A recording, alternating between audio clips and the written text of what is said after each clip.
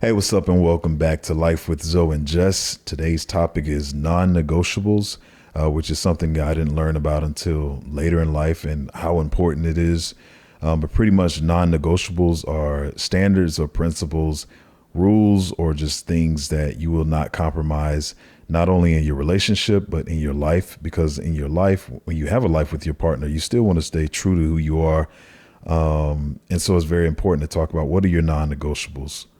Yeah, it's really important because things that seem really small can blow up and become bigger deals and a lot bigger issues.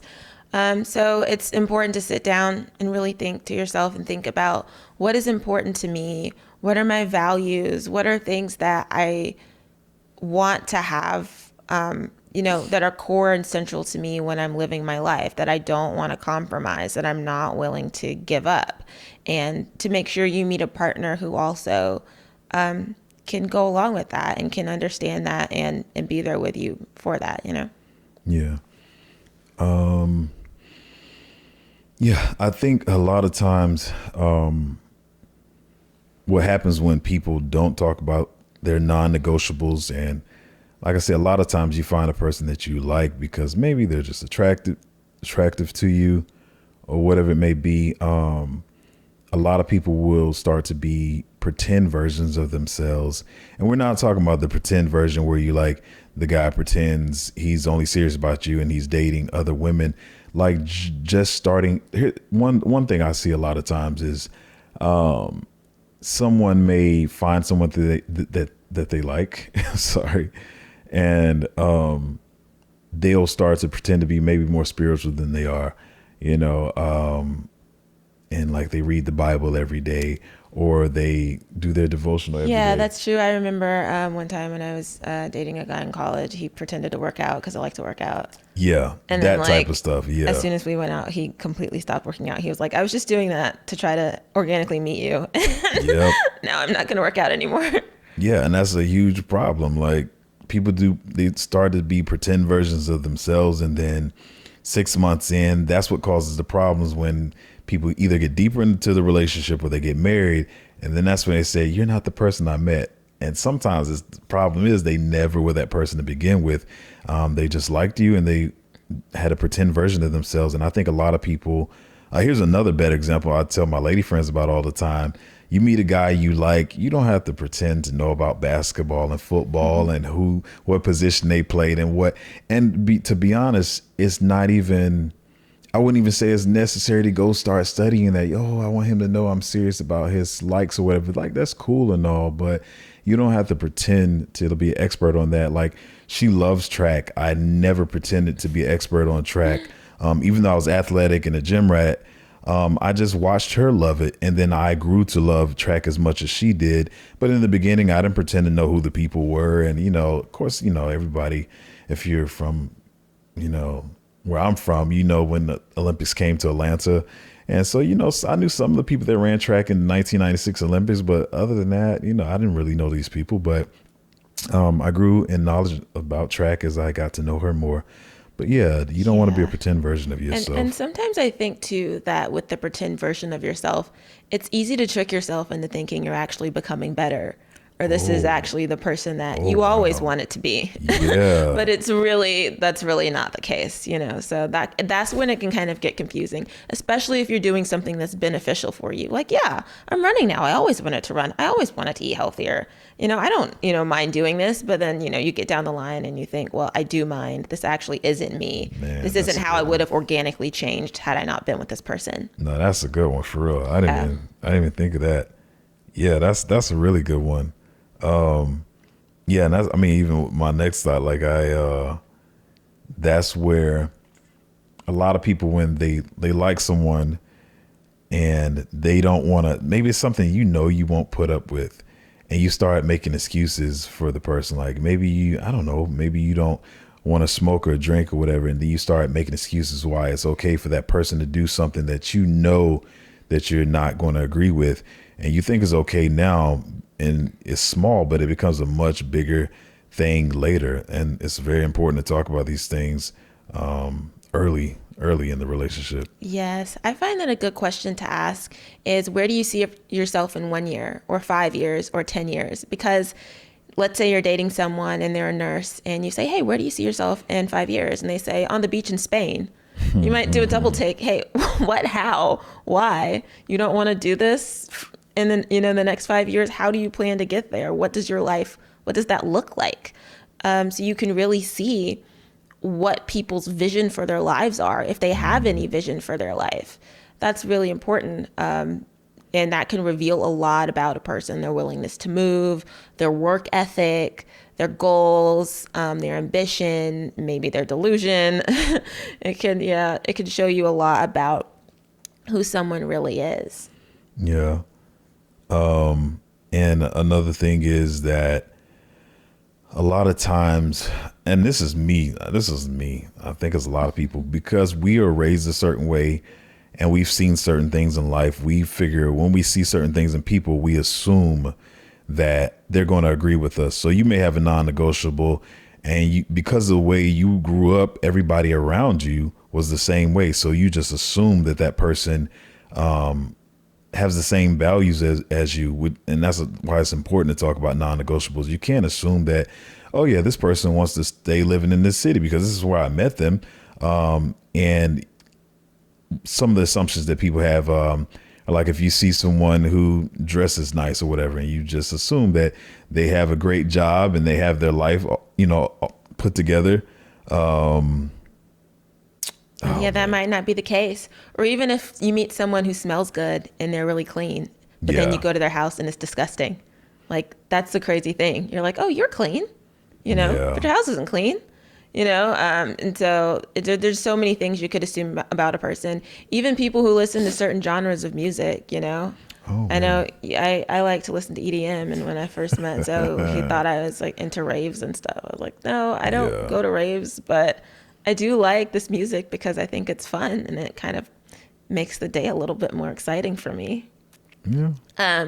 But yeah, so it's important not to make assumptions because people do not fit neatly into boxes like nice little avatars as we're made to believe. There's so many contradictory things about people and things that you would never think go together, which is why it's really important to get to know people. Yeah.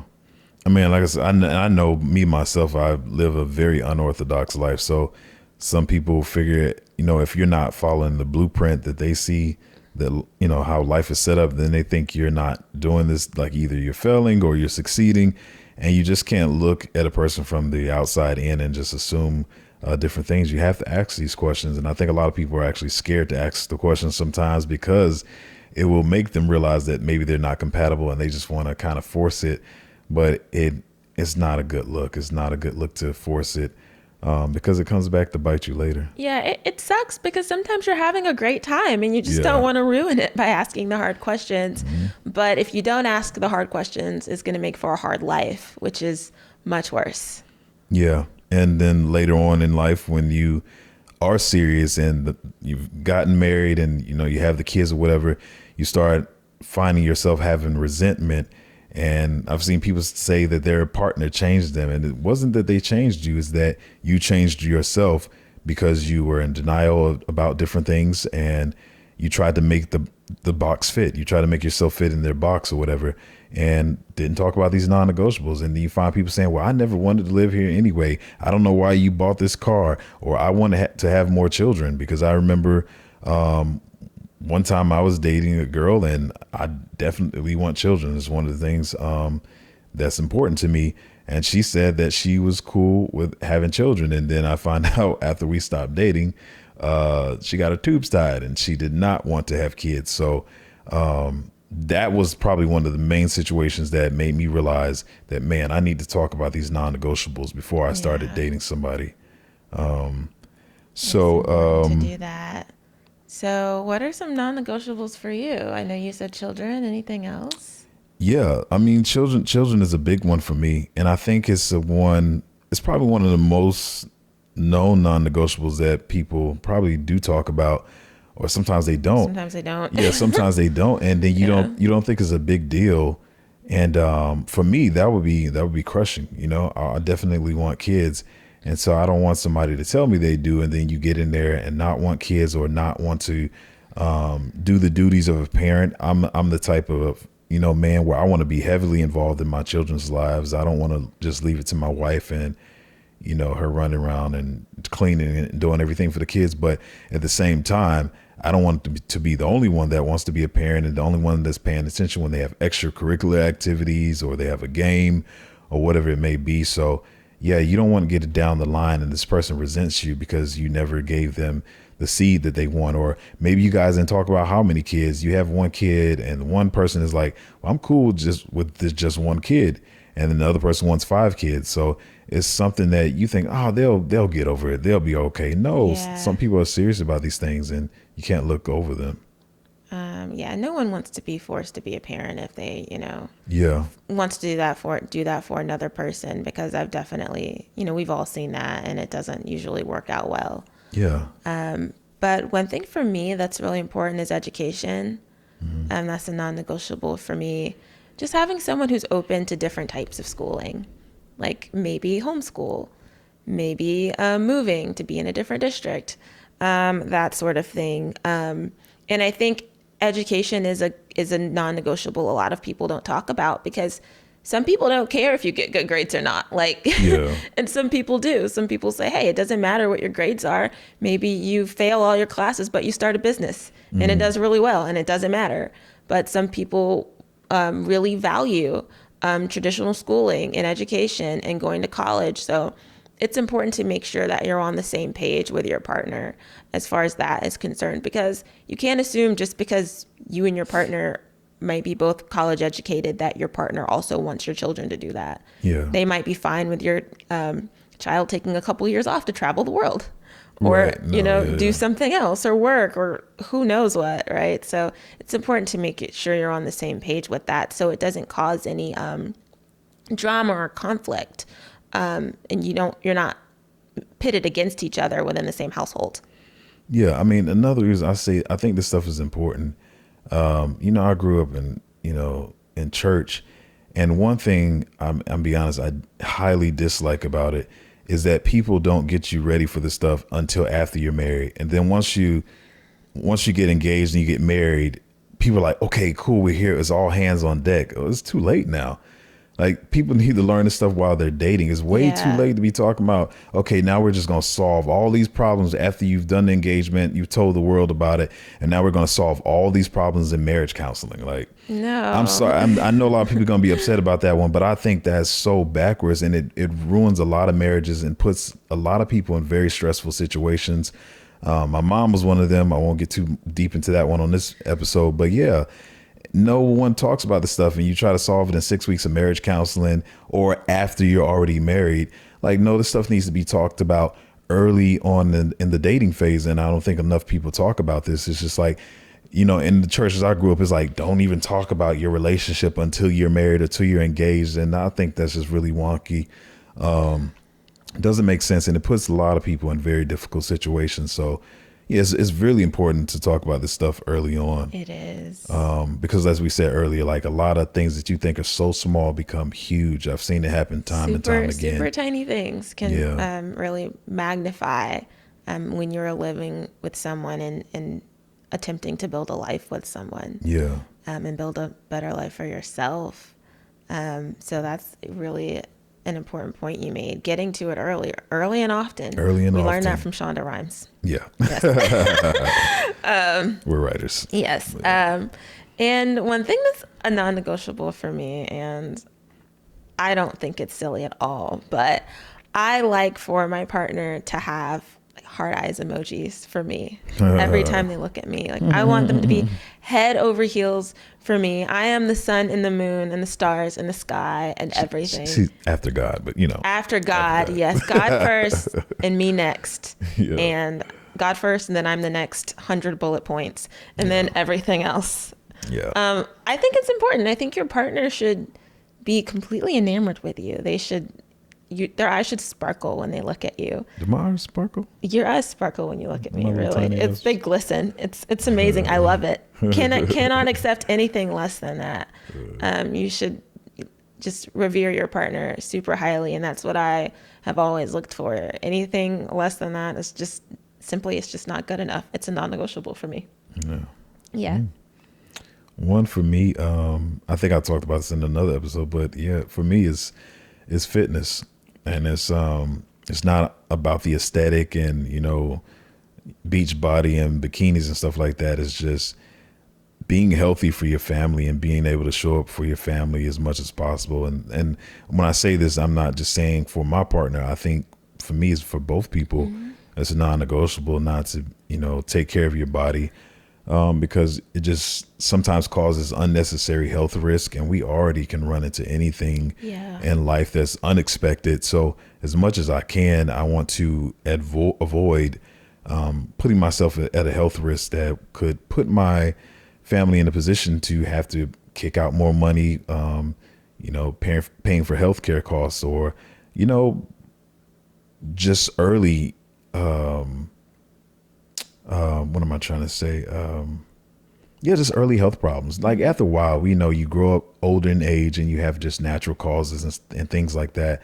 But I want to hold that off for as long as I can. So it's very important to me. Less medicine costs and all that kind of stuff. And just emotionally draining on the family, because I'm an empath. So one of my family members being sick weighs on me heavily.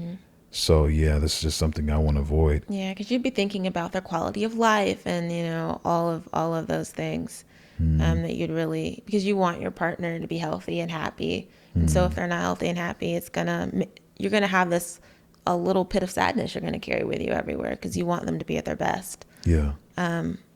So yeah. For me, I do not ever want to live in a cold climate. I mean. Really anything above Virginia is too cold, and even Virginia, I'm looking at you sideways, girl. You're pushing it. It's not for me. What is winter? I don't need winter. Winter is not coming. I love fall, but winter. Fall is where we can go from fall to spring, and that's for me. But yeah, non-negotiable for me is living in a cold climate. So I don't even really date people who are from up north, because what if you just get the itch and then your family's going to be up there? We're going to have to go. Yeah. So that's just not something that I want. It would have to be a super compelling reason for me to experience 6 months of real winter and cold and ice and negative 20 degrees. And I don't even like the thought. I probably have a really unpleasant face right now. Is there anything else? I mean, that's for both. I mean, well, that's why you talk about the non-negotiables. I'm definitely the same way. No, thank you. I have family up there, but yeah, living there, like we can go visit for a quick visit, but I don't know how people do it. Even I can't. Like in Siberia where it gets to Yeah, I don't negative know 59. how they do that at all. Yeah, Russia, Those crazy. are some warriors right there. Yeah, seriously. Those are the strongest among us. That is. I mean, they be out there wrestling bears, so that's. I mean, and then the kids walk to school. Oh, I forgot about that part. They walk to school still. Yeah, that's not gonna. But no, that's not for me. That's not. No. Anything else for you? Well. Let me pull that one back, because I was actually about to say religion, but it's actually relationship. And I know that's some people think that's kind of corny, but no. Yeah, you have to love and believe in God and have faith is very important. I think that in itself just helps with like anxiety. You got the people out there who are, maybe atheists or agnostic or whatever, that thinks, oh, you're just delusional or whatever. But my faith has brought me through so many things, and I'm a Christian, so I believe in God. And just even some of the situations I've been through, we all, whether we want to admit it or not, we kind of forget some of the things that God has brought us through. And we think it was a coincidence, but when you really look back, not even trying to be super churchy or spiritual, but you can just tell like God had his hand in that. Like, for a fact, you weren't supposed to get that job. You weren't supposed to be approved for that line of credit you need or that place you moved into. And I've been there at different times in my life, especially when I was younger. And you just realize that God was really, as that little poem was carrying you, was it footprints? Yeah, he was Really carrying you on the watching out for journey you. and watching out for Yeah. you. So many times, crazy to say, but so many times I could have died at least 4 times. And I know it was God. Yeah, a lot of people escape death and whatever. But when I look at my specific situations, I'm like, yeah, that was definitely God. That was supernatural powers working there. But yeah, definitely have to believe in God. Yeah, it's very important to me. Is really important to you. Yeah, because they have to Yes. teach those same values to my children. And for me, man, people probably have seen I've pulled away from a lot of the man-made stuff because a lot of times we get so indoctrinated that we follow the stuff that's really made by men and is not really God.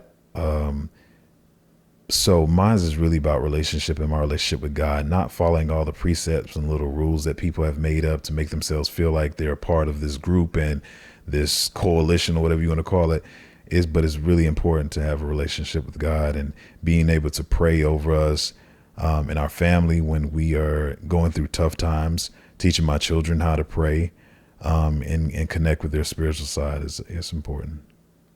Yeah, that's important. And one thing that's important to me is that my partner love and respects my family and actually cares about them and doesn't just tolerate them, especially the family that I care about. I mean, nobody likes everybody in their whole family.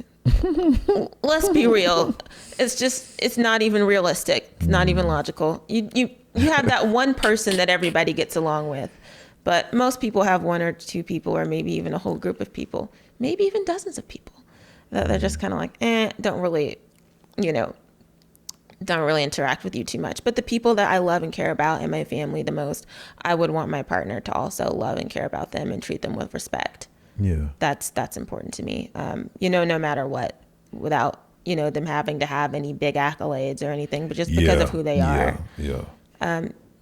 So that's important to me. Because, there are a lot of situations. The one thing that is interesting to think about is that, you get older if you're dating in your 20s, especially if you're dating in your 30s, when you meet your partner's parents, they're probably they might be a little bit past their prime, most likely. You're not really going to always see them at their best, And so it's really important to still respect and love them, despite the fact that you might never really know them at their top self. That might always just be told in stories to you, or they might even be on the decline. But that shouldn't affect how you love and treat them. And so that's important to me. Yeah, it's definitely important. Yeah, I've had those problems in the past. And my mom's really very sweet and she's just so chill, man. So I can't have somebody, I mean, that's everybody. Like, you can't talk about my mama, but yeah, my mom's a very sweet person. So definitely have to respect my parents and my family. And yeah, I love all your families, But Yeah. you have to. Like, I don't think a lot of people think about that. Like, you're literally marrying the family.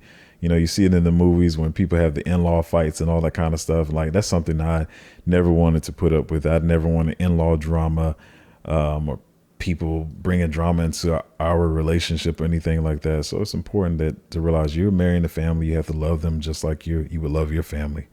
Yeah, it's really important. And yeah, it's important. I mean, nobody's family is perfect. Your partner will tell you who to look out for and stuff like that. But it's important that the people that they love, you also love. Yeah. So you guys are in one accord that way. Another one of mine, and in these examples, we're just trying to get examples that maybe people haven't thought of, because everybody, I think even with the religion, everybody kind of knows that one, like, oh, he got to love God and he got to read the Bible. Like, people heard that one before, but I want people to think about the things they may have not dug for and realize, like, whoa, I can't, put up with somebody who doesn't agree with this or whatever. But one of mine is definitely someone who doesn't like to take risk. That's not gonna flow well with me at all, because I'm a big risk taker. I don't live an orthodox life at all, and I've even realized that's why I've had issues of misunderstandings, even with some friends and associates or whatever, because they are very by the book. They follow the blueprint of life that's been given, just the basic rules, and I'm nothing like that. So I have to have someone who's a big risk taker. I'm a creative, a filmmaker, which a lot of people probably think I've left, but no, I'm definitely, I think I've gotten much better too. But yeah, I'm really unorthodox, and I couldn't be with someone who's afraid to take risks, because I don't believe, living life by the status quo, or just, I believe in living life to the fullest, completing your dreams, and not just letting them stay dreams and stuff. Oh, I want to do that. I believe in actually going after it and making it happen.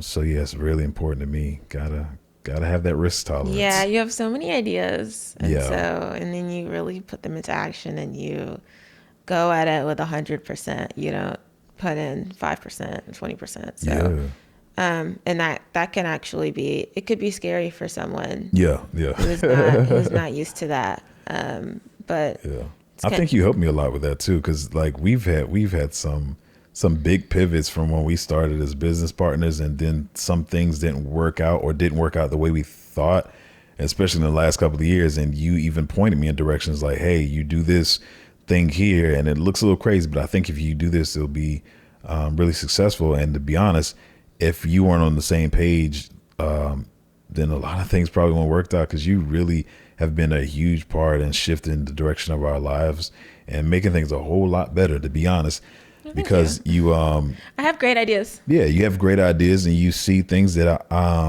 sometimes I don't see in myself, and just really pushing me to be the best version of myself. Yeah. And Yeah. You tend to I mean, we're working on it, but you tend to really not, see all of your abilities. Like you yeah, really taught yourself how to play piano and organ at age 19. Nobody does that. yeah, That's wild, right? So, yeah. you really have to understand when you have magnificent and extraordinary abilities. Well, I think it comes from, like I said, my mother was, or is, very humble, kind of to a toxic humility that I took from her. And I feel like my whole life I shrank myself to what people thought I was. And that's another thing you're helping me with. And sometimes I hate that it's so late in life, but you've really helped me to stop shrinking myself to what people think I am, and putting me in a box. And Yeah. because I'm so unorthodox, people see the things I do. One thing I've noticed a lot, because I am very joyous and happy and sometimes silly, people think like I'm naive and I'm not all the way there, and they think I'm unaware or aloof or whatever. And you're the one that helped me notice that, hey, I think people see you like this or whatever, and it's not who I am at all. And I think a lot of people don't see the intelligence I have. But when I Yeah. started to listen to you about that, I started to see myself in a better way and starting to show who I really am. Yeah, and honestly, it just reveals other people's insecurity. And you don't want to be around insecure people anyway. You want to be around people who are secure with themselves. Even that's one of the things that I've learned. Like whenever I was job searching or looking for someone to work with in any type of endeavor, the number one thing I look for is self-esteem. Because someone's lack of self-esteem can ruin your project or your work life in so many different ways. Healthy self-esteem is the number one thing I look for in anyone, Yeah. because it impacts the way they move, the way they treat you. Yeah, I mean, you don't want to have to dim your light for anybody, Yeah. and you have to know you have to be astute and be able to tell when people don't like your light, and they might not have your best interest at heart. Even yesterday I was at the store and this lady was like, "Do you need some help?" And I said, "Yeah, I'm looking for some tape. I was looking for some tape." And she said, "Oh, it's in aisle 43." It's not in aisle 43. You want me to walk around the store looking like a moron? Walk all the way. I know the tape's not all the way back there. You just have to know when people are looking at you and they don't even want to help you for real. I mean, Yeah. that's a minor example, but still, there was no reason for her to do that. Yeah. So you don't want people like that in your life. I think that's even one of your non-negotiables too. We kind of talked about it before, like a person who is not willing to be the best version of themselves and just settles. So I think we kind of you kind of, no, you did. You definitely showed distaste towards that. Like, you were like, Lorenzo, like, you're better than this. And you wanted to see me be the best version of myself. And it kind of aggravated you to see me not Yeah, it being was that. like bothering me. Yeah. High key bothering me because it's like, what are you actually doing? Like, if you're not going to be your best self, why am I here? Yeah, Because yeah. I wouldn't be my best self. Yeah, and for me, a lack of support, or support, I would say rather, support is a non-negotiable. Yeah. I can't be with someone who's not supportive, or someone who just wants me to do everything by myself and doesn't want to help, doesn't want to help. Yeah. I feel like a partner should want to help, especially a male partner. Should, if you say you have a business idea, or even you're giving a presentation at work, you do a lot of presentations, they should come to some. Yeah. They should be there for you. There's no excuse to not support your partner. Support is a form of love. It's saying that I'm going to be here. I'm going to be your backbone. And that is what helps your partner move forward. Just knowing that you have someone there it helps you take risks. It helps you believe in yourself. It helps you not procrastinate because you have your backbone there, and they're going to hold you accountable. Hey, you said you were going to start this shop. Have you looked at any locations yet? Have you talked to any realtors? Are you looking at inventory? They're going to be holding you accountable. And sometimes, there have been times when I've not felt like I had support. But what I do is I just imagine. Why are you laughing? Because I feel like it's going to be funny. But go ahead. It's not funny. It's serious. Okay. I imagine literally like all of my ancestors just standing with me and just like holding me up. Like my entire family lineage, just like all like thousands and thousands of people that it's taken to make me, and just holding me up and like holding my hand. And like, it makes me feel very, very powerful. Like I can do anything because there are people in my family and, people way far back that I've never met who have gone through things way harder than I've ever had to do. Yeah. So I can be here and have this opportunity, an opportunity that they probably couldn't have even dreamed of. Right. So, Right. And so I just imagine them all there with me because they've all already done so much work, so I can do work as well, but not as hard, They've done a lot of hard work, so I can do, easier work. Because I think it's not cool when they feel like your significant other, treats your ambitions like a side project. Like, oh, that's cute, you're trying to do that little thing, and it's just like, some people just waiting for it to be over, and like, I can't wait till she stops trying to do this or whatever. Oh my gosh, like it's annoying for them. Yeah. They don't really care. And if you do see your partner doing something that's not working, say, hey, I don't think this is actually working. Try to point them in the direction of something that will actually work instead of just kind of laughing at them and making fun of them. Or being frustrated. Yeah. Or like, okay, you want to do this. Life partner is the term. Yeah. Like, this isn't good, but let's make it good. Yeah. And if you're not going to make it good, you should stop. You have to be able to be honest with your partner if what they're doing is really actually kind of really not on the right track. Yeah. And you can see that. You don't want your partner out there looking a fool, because that's why you're frustrated, because they're making you look bad. Exactly. So say something, help them. Yeah. And start, like I said, like we talk about even with your children may not do the things that you want them to do, but they might find their own interest. You start studying it. The same with your partner. You may not understand what your partner's doing, never worked in that field before, but if you're their life partner, it means you're a team, you're working together. I start studying it. Okay, I don't know anything about this thing, but let me see if I can study something on the back end to help her, with her project. I mean, there are a lot of things so there's so many niche things out there. I was reading about niche sports the other day, and there are so many sports that I didn't even know were sports, but they're important to people, and people get really good at them, and they make a lot of money at them. Yeah. So, yeah. Yeah, it's important. So. Well, I mean, I feel like this is still just an introductory episode to this topic, but there's so many things. Like I said, a lot of people know, like, oh, I want a person who believes in God, or a person who makes a certain amount of money, which is, one that a lot of people talk about.